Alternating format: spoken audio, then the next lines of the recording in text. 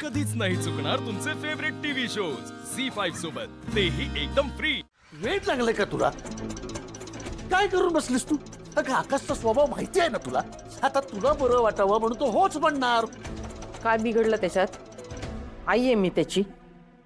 एवढा माझा मान राखायला काय हरकत आहे? बायकोच्या बाबतीत ऐकलं का त्यांनी?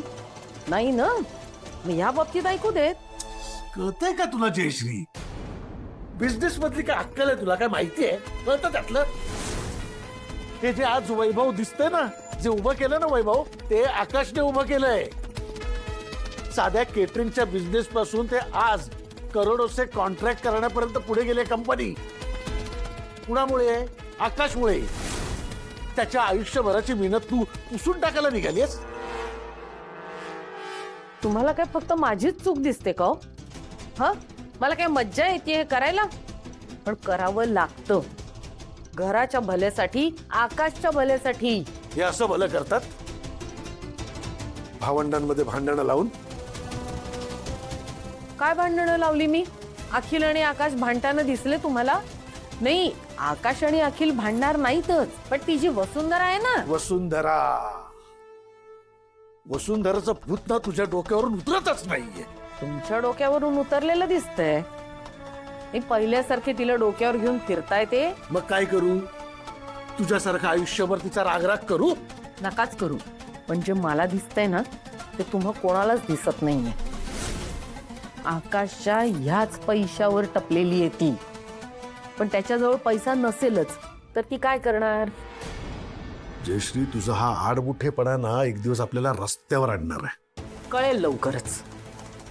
एका महिन्याच्या आत सोडून जाते की नाही बघा. तर नाही गेली तर काय? तर त्याचं आयुष्यभराचं नुकसान करून बसशील तू. तेव्हा फार उशीर झालेला असेल.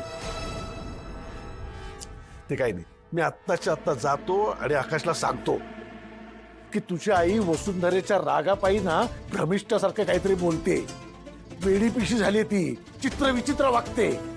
आत्ताच जाऊन सांगतो. शपथ आहे तुम्हाला माझी. जयश्री, हे असं काही केलं ना तर मी जीव देईन.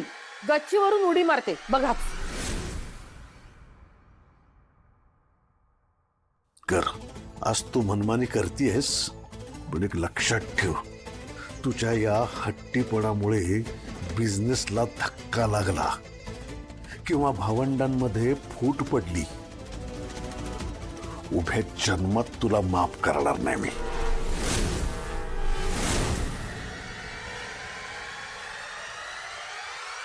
शक्यच नाहीये.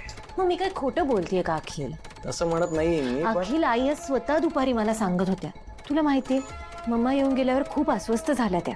मी मला म्हणत होत्या त्यांचा वसुवहिनीवर अजिबात विश्वास नाहीये.